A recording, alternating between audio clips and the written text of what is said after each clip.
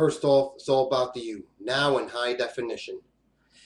Well, I'm back for my third season of Canes football on YouTube and Ustream.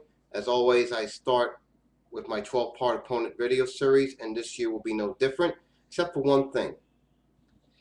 And that's the comments section for my preview videos. We'll close on September 2nd. So if you want to comment on it, you got it till September 2nd. After that, I'll be in normal mode. Live game previews and wrap-ups will be on Ustream Live starting Friday, September 2nd, when I preview the Maryland game. Okay? Just want to make sure that's clear to everyone. And keep your comments, civil. Any jokes, any personal attacks, then I'm going to have to delete your comments and block you. I don't want to have to do that. Well, with that out of the way, let's get to first part of the 12-part opponent video series. We'll start with the 2011 Maryland Terrapins. Now, there have been many changes in College Park, most specifically at the top. Randy Edsall's now in charge for Ralph Bridgen, and the supposed coach in waiting, James Franklin, left to take over as the head man at Vanderbilt. When you look at the Maryland Terrapins on the field, they lost 12 starters, including 6 on offense and 4 on defense, as well as place kicker Travis Baltz, who was also their punter. And he finished 5th in the ACC in punting last year with a 41.7 yard average, and he made 14 of 18 on field goals. Now, offensively, they lose both their starting wide receiver in Smith, who went to the league early, and Adrian Cannon, who had 36 catches, along with honorable ACC guard Paul Pinniger, fullback Taylor Watson, Darrell Scott, who was their big play guy, and Justin Lewis, a guard. Defensively, losing linebackers Wojciak, who had 381 career tackles, and Moulton, who had 14.5 career sacks, is going to hurt them. Not to mention losing Drew Gloucester and Antoine Perez, a strong safety. Now, with Edsall in charge, little of anything will change offensively. They have a new offensive coordinator, Gary Croton, and they have 5 starters back on offense, which includes, of course, Danny O'Brien, the all-world sophomore quarterback.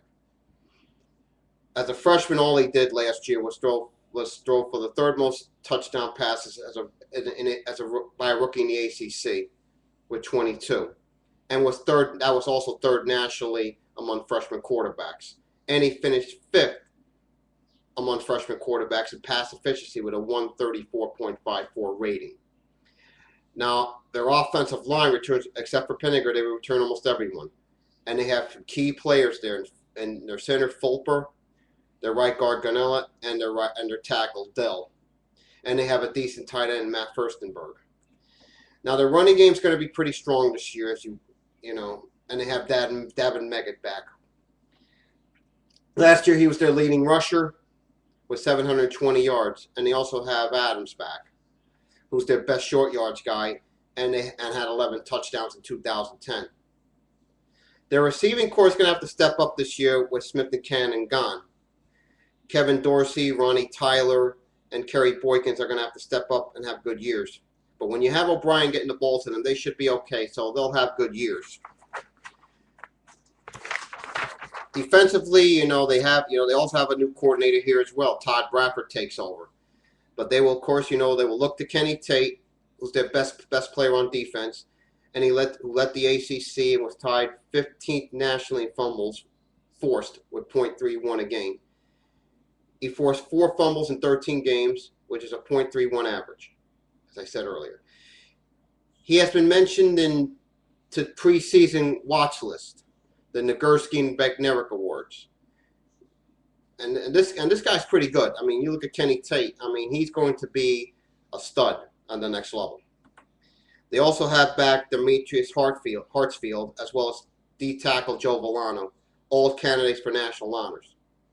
And this unit's going to get better as the season goes on. And they have a redshirt freshman who they like very much in defensive tackle Andre Monroe, A.J. Francis, and both 2 defensive ends, Mackle and Murphy, and Isaiah Ross there. Now, that line is going to be very good by the end of the year. So, when you look at them defensively, they're going to be tough. And they're going to be a team no one wants to face come October, November. On special teams, this is going to be a priority. Of course, losing Baltz is going to hurt. But Nick Ferrara, redshirt freshman Michael Tart, and incoming freshman Nathan Renfro are in the competition for both place kicking and punting duties. But all those guys are going to have to fill the role that one man did, and that was Baltz. And those are pretty big shoes, considering what Baltz did last year. Now, when I look at the Terps, this team is going to force turnovers. Okay, let's make no mistake about it. Last year, they finished 4th nationally in turnover margin with a 1.15 per game average, plus, mind you.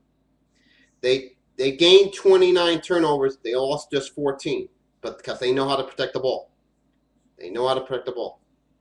When you look at their schedule, there's no reason why they can't win 9, maybe 10 games this year. See, after the Miami game on Labor Day, their schedule becomes a hell of a lot more favorable.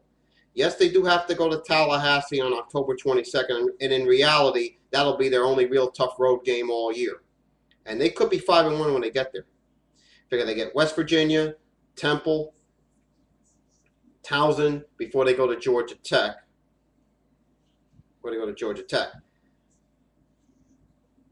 And when you look at Notre Dame, they get Notre Dame at home. Oh, let's be honest. That's a home game for Notre Dame, but in reality, it's in Landover, Maryland. That's a Maryland home game, no matter what they tell you, okay? They don't play Virginia Tech this year, so they lucked out there. And they get, like I said, West Virginia out of conference, Clemson, Boston College, and Virginia at home. But they do finish with back-to-back games at Wake and at NC State. When I look at Maryland, I look at them this season, and I look at who's coming back, who they lost, and who's in there. I'm going to predict Maryland goes 10-2 in 2011. I mean, when you look at Maryland, this team is absolutely loaded. They're loaded in key areas. Okay? When you look at them, I mean, when you look at Maryland, I mean, Maryland's going to be a team no one's going to want to face at the end of the year. No one. So that'll be it for now. Tomorrow in part 2 of the 12-part video series, I will preview a team that has been in the news for all the wrong reasons this offseason. I'm referring to the mess going on in Columbus with the Ohio State Buckeyes. See you then. Bye-bye.